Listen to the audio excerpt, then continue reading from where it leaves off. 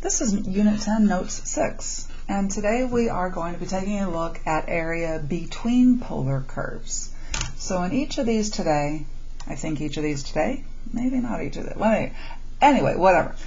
Today we are going to be looking at between polar curves, so we can have two polar curves or more, and we're looking at combinations of areas, maybe common interior area or maybe inside of one curve but outside of another curve, things like that.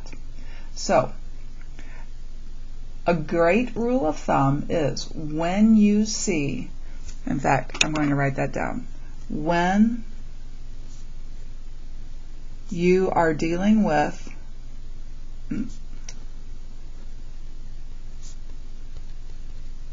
more than one, I'm just going to say two polar curves. Very similar to when we're dealing with two rectangular curves. First, find where they intersect. We did the same thing when we were dealing with area between two rectangular curves. We first found where they intersected. So we're going to get these theta values. Okay? Theta values. So, visually, the two theta values, so in example 1 here, we have these two polar curves. You're going to need to know which is which. So, which is this one and which is that one? Well, 3 sine theta is just a circle up on the positive y-axis, so I know that 3 sine theta is this one here. We're going to need to know that. All right? Alrighty, so visually where these two intersect, they're going to intersect, I think I'm going to use green. They're going to intersect at this theta and at that theta. Okay, so those are the two theta values where they intersect. So to find those theta values, I set r equal to r, just like we did with rectangular. We set the two curves equal. So to find where they intersect, set the two curves equal, solve for theta. I'm going to add sine to both sides, divide both sides by 2, and we get theta is equal to pi over 6 and 5 pi over 6. Okay. Visually, does it look like pi over 6 and 5 pi over 6? It sure does. So this is pi over 6 and this is 5 pi over 6. Okay. We are trying to find the area of the region inside the circle but outside the limacon. So inside the circle but not inside the limacon. So we are looking for this area up here. Not this, just this. So here's my thought. I need to start my theta at pi over, I don't want this little sliver here because that's inside the limacon, right? I want to start my theta here, and I'm going to come and grab these. So I'm going to go from pi over 6 to 5 pi over 6. And if I go from pi over 6 to 5 pi over 6, let's think about what that would give us. Of 1/2, okay, this r, since we have two r's, I'm not going to just write r squared because we have two r's we're dealing with. I want this outer radius. Outer radius is the 3 sine theta. So 3 sine theta squared d theta. That would give us from here to there. That would give us that whole thing. We don't want the whole thing. We want to subtract out this bit, right? So we're going to be subtracting out pi over 6 to 5 pi over 6 of the limacon. So I'm going to subtract out pi over 6 to 5 pi over 6 of the limacon's area, so the other one.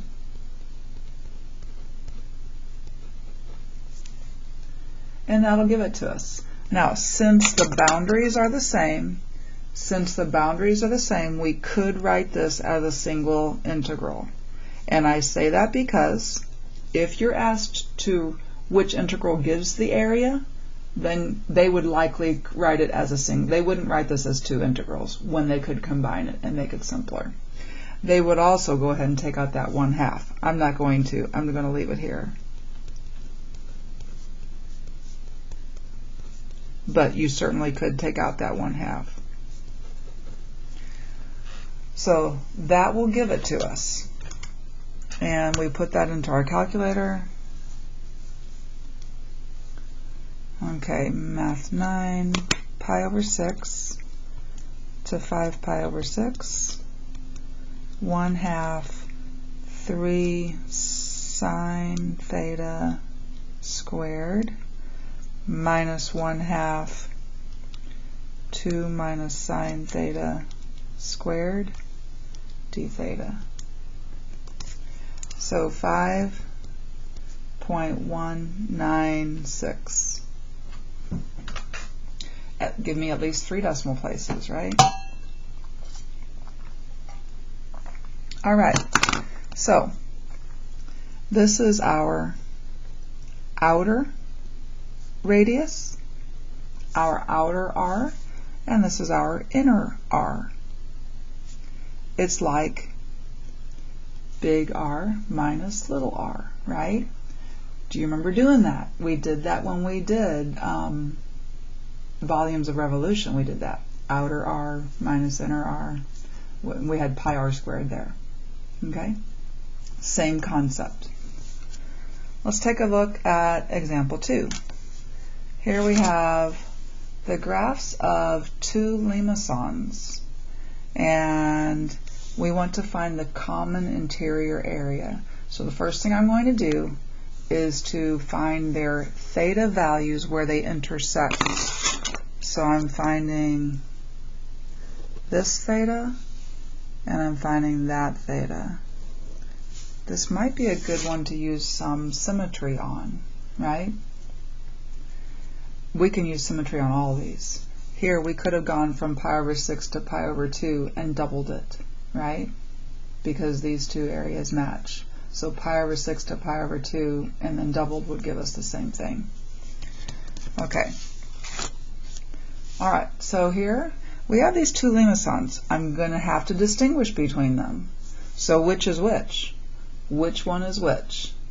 The one with the positive cosine is the one with the bulk of the limacon on the positive x-axis. So this one here is the 3 plus 2 cosine theta 1. This other one is the 4 minus 3 cosine theta 1. Okay? It's a little arrow. Doesn't look like an arrow, but it's an arrow. Okay. So we want the common interior area. So here's what I'm thinking. So I think I'm going to get this one first. I'm going to get this part of the area first. So I'm going to be starting at that intersection theta value, whatever that is, and then going to, I could go to here and double it. It looks like I'm going to pi right there and doubling it. And then, or I could keep on going till I get to this one. Either way is fine. Okay? So it's going to be crucial to find these theta intersection values. So let's go ahead and do that first. I'm going to set my two r's equal.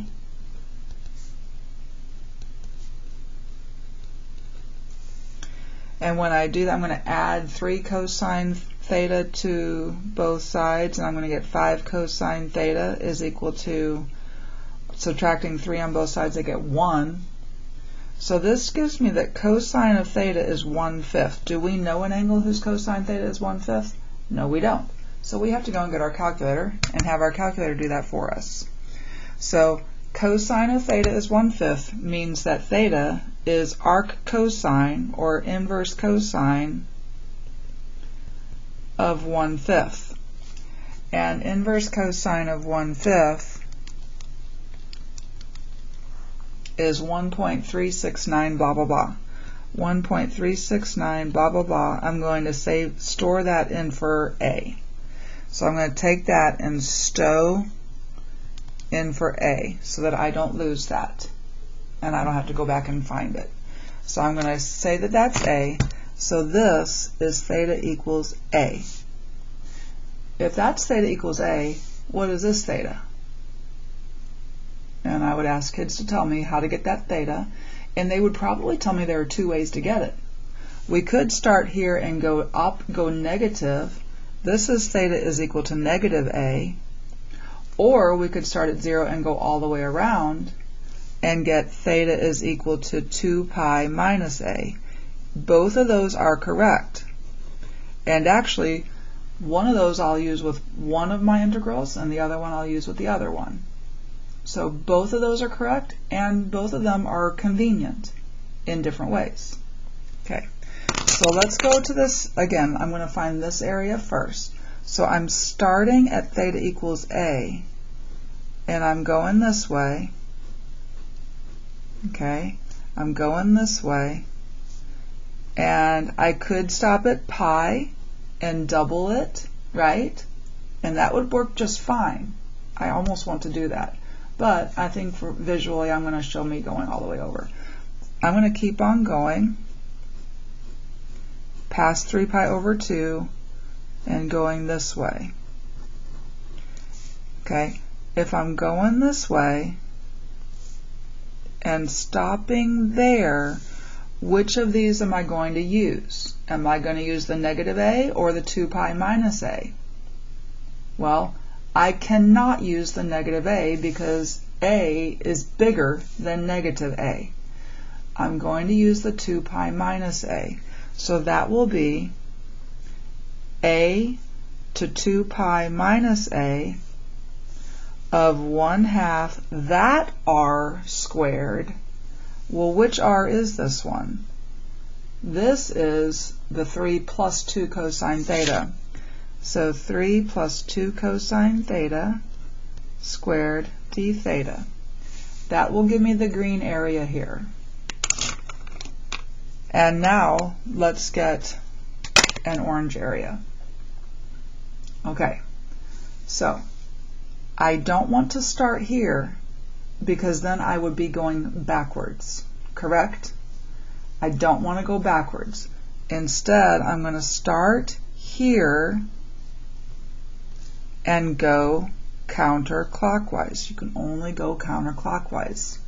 Okay, so going counterclockwise, I'm starting my integral at, what am I starting my integral at? I'm starting my integral at negative A, and I'm going to positive A. I'm going to stop at positive A. Okay.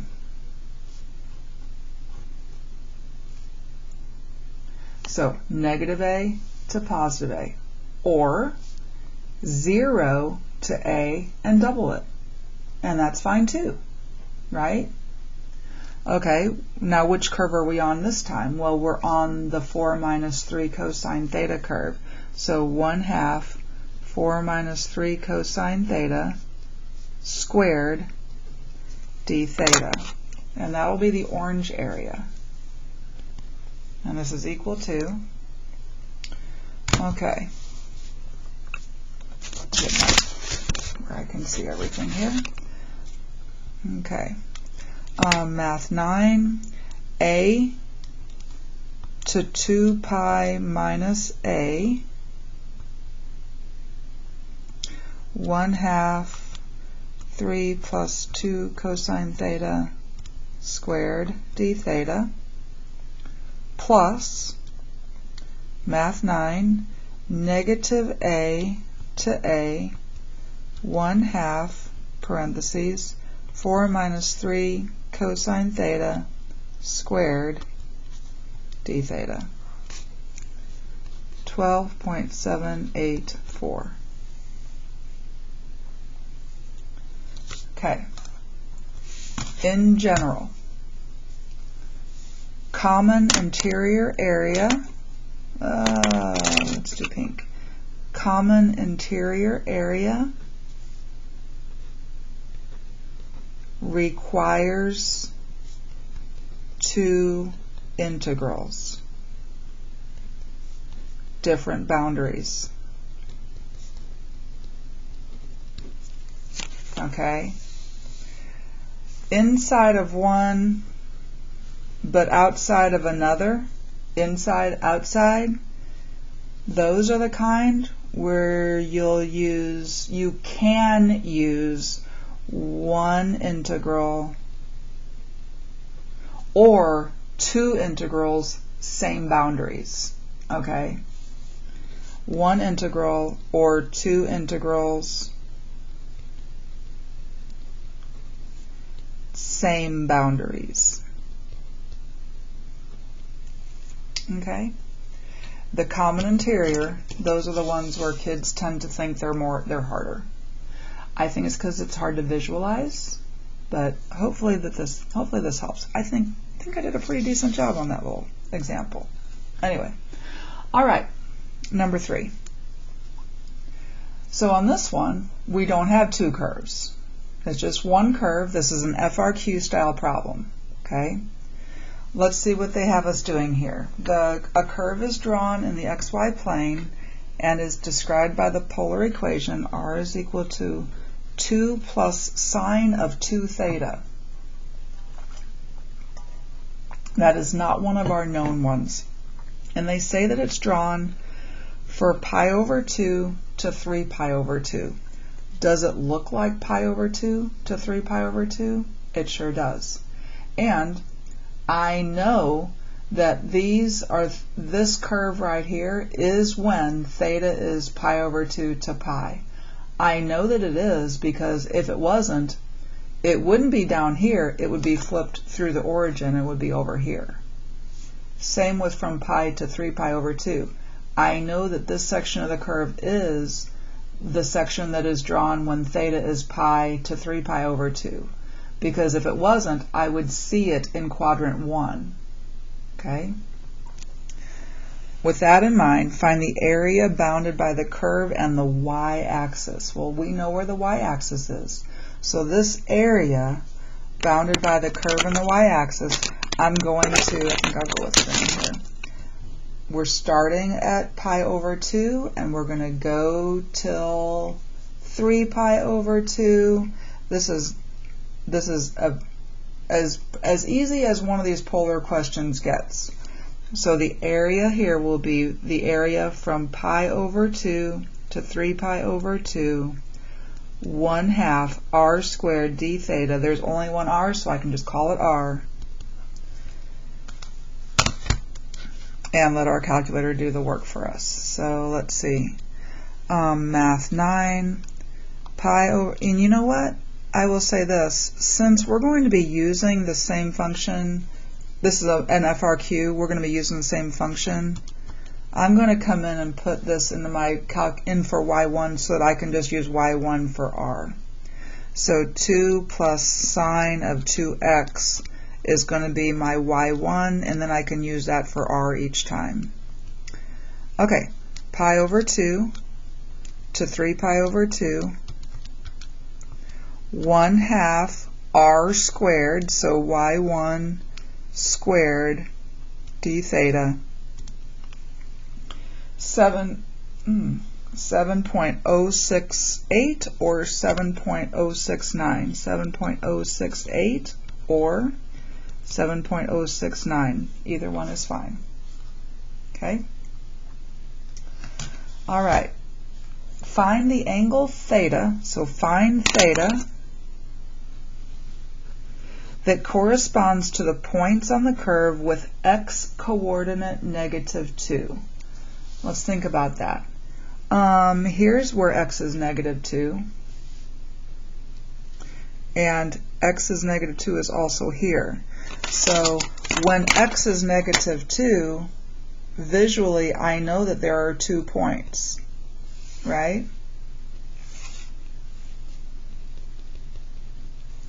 I want to find those theta values.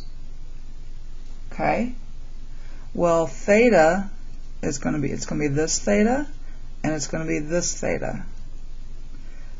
This theta looks like pi. It really looks like pi. We could confirm it really quickly if we wanted to. We could put pi in for this and see if we do indeed get negative 2. Do we get negative 2? Sine of 2 pi is 0. I'm sorry, get negative 2. R here is 2. So when theta is pi, R is 2. On the Cartesian coordinate system, that would be when x is negative 2. So yeah, that is theta is pi. But this one will be harder to get. So let's see how to get that one. All right. We want for the x coordinate to be negative 2. Well, if we're in polars and they ask me anything about x, I need to pull out x is equal to r cosine theta. If they ask me anything about y, I need to pull out y is equal to r sine theta. Okay? It's the only way we can get to x and y. So our x here is 2 plus sine 2 theta cosine theta, and we want that, they tell us that we want that to be negative 2. So we need to solve this equation, and in class I would say, how do you solve that equation? Eventually somebody would say, let's use our calculator to do it. Okay? So let's use our calculator to do that. I'm going to, in my calculator, I'm going to put this in for y1. I'm sorry, I already have something in for y1. I'm going to put that in for y2, and I'm going to put this in for y3. Okay? So let me get to where there's no glare here. Alrighty. So I'm going to turn off that y1 graph because I don't want to see it. And this is my y1, and I'm multiplying, okay, I'm multiplying y1 times cosine theta, right? So I can do it like this, times cosine theta, like that. I can do that. I will warn you though, do not make that a parentheses. Why not? Why would we not do that? And in class I'll say this. Why do we not want to do that? This is function notation, and the calculator will not read this as y1 times cosine theta. It will read this as y1 at cosine, I keep saying theta. The calculator will not read this as y1 times cosine x. The calculator will read this as y1 of or at cosine x. We don't want that. So we have to make this a times. Okay? That will work. If you're in doubt, just go ahead and write it out again. And there's nothing wrong with that. I know I already have it in there, but that'll work. Okay? So that's in for my y2. I have negative 2 in for my y3, and I want to see where they intersect. Okay? For my window, I'm going to go from 0 to 2 pi. Oops, 2 pi. For my x's. And for my y's, y is representing these x values, right? So I think I'm just going to go from like negative 3 to 3, and I think that's going to be plenty for me. So negative 3 to 3 for my y's.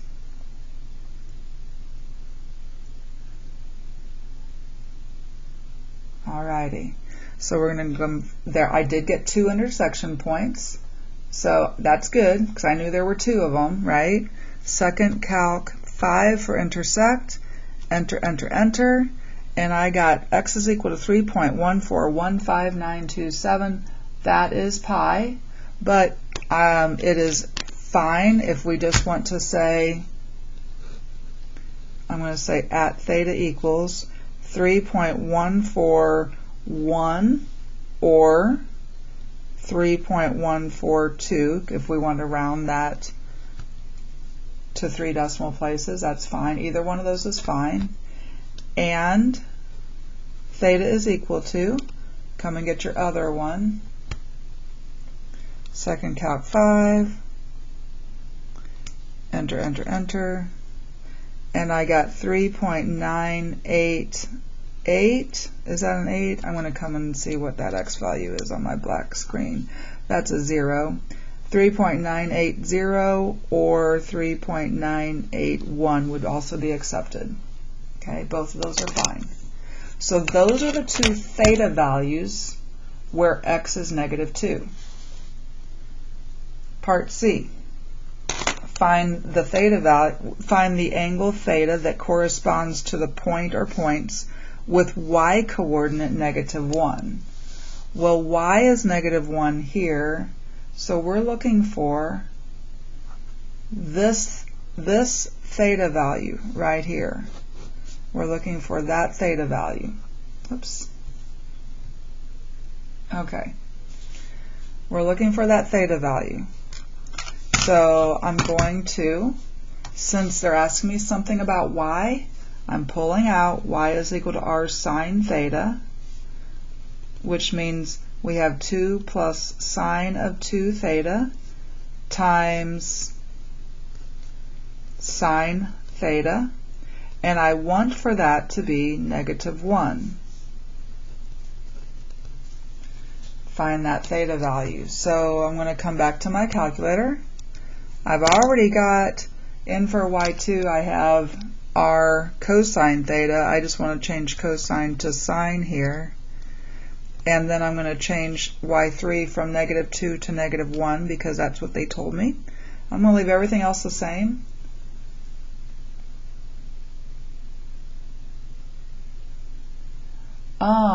And I'm questioning this already. I'm questioning it because I shouldn't be getting 2. Should I get 2? Should I be getting 2 here? I'm thinking, oh, I know why. I know why. No, I'm seeing 2. I'm seeing 2 because I went from 0 to 2 pi, didn't I? 0 to 2 pi. I really only needed to go from pi over 2 to 3 pi over 2. And if I had done that, should have done that. If I had done that, then I will only be seeing one value. There we go. Probably should have done that in this previous one too. Not that it mattered, but it could have. I could have written down accidentally. I could have written down some numbers that weren't true. So this is the one we want. 3.522.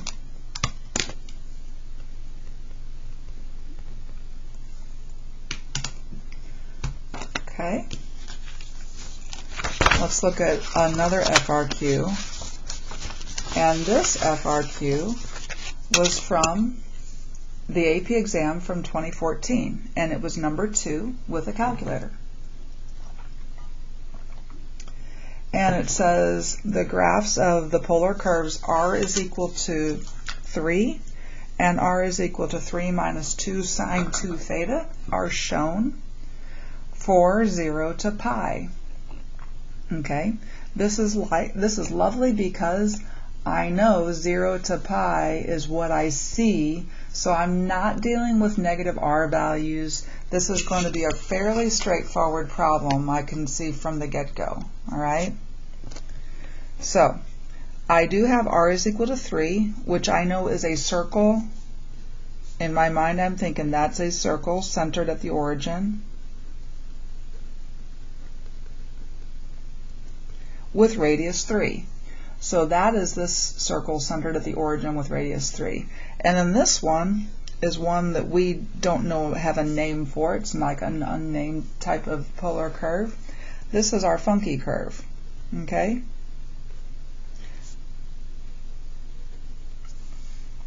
So that's this interesting one. All right. And it's shown for 0 to pi, so I'll keep that in mind. Let R be the shaded region that is inside the graph of R equals 3 and inside the graph of this one. Okay? Find the area of R. Inside of both is common interior area. So I know I'm going to be dealing with two different integrals. Two integrals with different boundaries. Okay? So let's get this one first. Let's see what's happening here. So here I can see that I'm going from 0 to pi over 2. I'm going from 0 to pi over 2, and that's the funky curve, right? So I have the integral from 0 to pi over 2 of 1/2 that R squared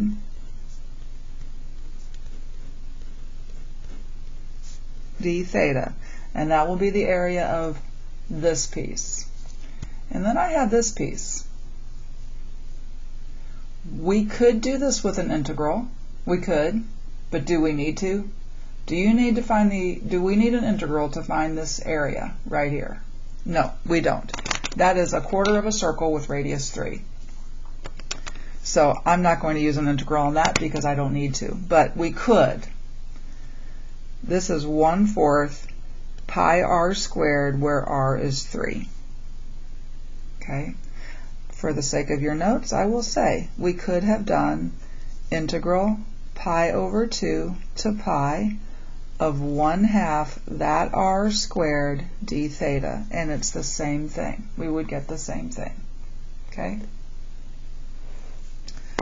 All right, it says to find the area. So we are going to find the area, not just find the integrals that would give the area. So back to my calculator I go, and I'm going to go, let's see. Again, since this is an FRQ, I'm going to go ahead and I don't need to put 3 in, but I'm going to put this funky curve in, making sure I put it in correctly, or otherwise every one of my answers is going to be wrong. And it looks correct to me. So I'm going to go to my home screen, Math 9, 0 to pi over 2, 1/2 that R squared d theta plus 0.25 pi times 9. I got 9.707 or 9.708. Either one is correct. Do not give both. You choose one. Don't give both, all right? Just one of them. I'm writing both of them because I have some students who really like this kind where you just truncate, and some students who really like to round. So I'm writing both for you guys, but you don't write both. You just choose one. All right. Part B. For the curve R is equal to 3 minus 2 sine 2 theta, find the value of dx d theta at theta equals pi over 6. They're asking me something about x, so I have to use x is equal to r cosine theta. If they want something about x in polars, you've got to pull that out. So x is equal to 3 minus 2 sine of 2 theta times cosine theta, and we want dx d theta at pi over 6, and we have a calculator in our hands. I am not going to do this by hand if I have a calculator in my hand and I'm asked to do a derivative at a point. Dx d theta at that theta value is, okay, Math 8 with respect to, I'm going to say with respect to x because it's easier to reach than theta. Okay. 3 minus 2 sine 2 theta, that is my r that I have stored in for my y1. So in parentheses, I'm going to put y1. in parentheses because I don't want it to give me a function value here. And then I'm multiplying that by cosine theta. So this will multiply these. If you don't put parentheses around this y1 though, it's going to use function notation. Okay? Alright, at pi over 6, and we get negative 2.366. Okay, they didn't ask us for the meaning. They did not ask us for the meaning of that, but they certainly could have asked for the meaning of that. What does that mean? What does that mean? That means that when theta is pi over 6, the curve is the curve is getting closer to the x-axis. So the distance between the curve and the x-axis is decreasing at 2.366 units per radian. Units per radian. Okay, so dx d theta tells you what the curve is doing with respect to the x-axis. Is it getting closer to the x-axis? Is it getting further from the x-axis? That's what dx d theta tells you. All right, part C. The distance between the two curves changes between 0 and pi over 2. Let's visualize that. The distance between the two curves. What we see, the distance between the two curves changes from 0 to pi over 2.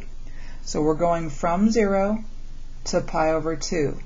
And as we go from 0 to pi over 2, the distance between the two curves is your outer radius minus your inner radius. That's the distance between the two curves. Okay, I might draw like one of those just to show you. So the distance between the two curves is right there. Outer radius minus inner radius. Okay.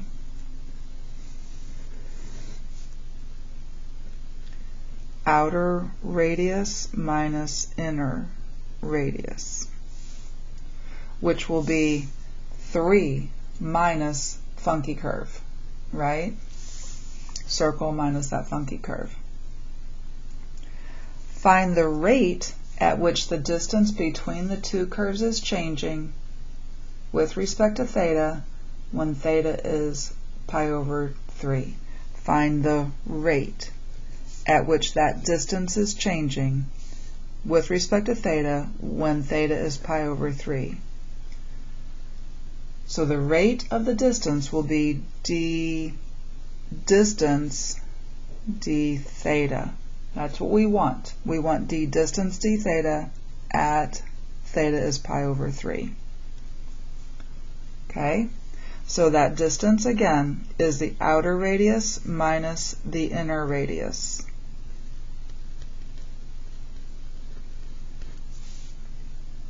Which is going to be, we can do a little math and make it easier on ourselves. This is going to be 2 sine of 2 theta. That's the distance. We want the rate that is changing with respect to theta when theta is pi over 3. Once again, I'm not going to find a derivative at a point when I have a calculator in my hand. Okay? So, math 8, I'm going to let theta be x again. 2 sine 2 theta when theta is pi over 3. And the calculator gives me negative 1.999998667. I need to interpret that correctly. Now, you can put negative 1.999 and that's going to be correct, but I know that means negative 2. If I did this by hand, I would get negative 2. Okay? All right, part D.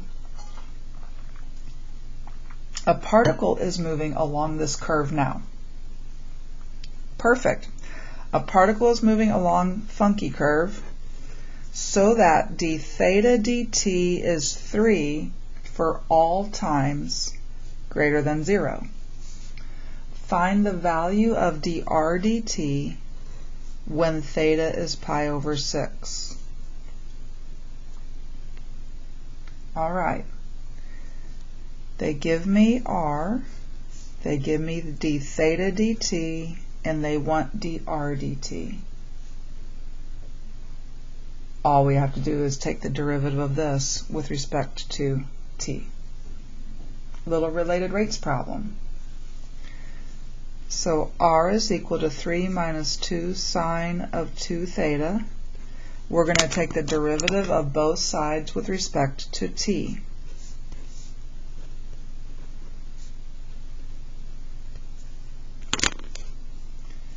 We're going to get dr dt, and that's equal to, I could let my calculator do this, but I think I'm going to go ahead and do this by hand because of what my notation is showing. But I could let my calculator do this and then just put in pi over 6, okay? But I think I'm going to go ahead and do this by hand. So the derivative of 3 is 0. The derivative of this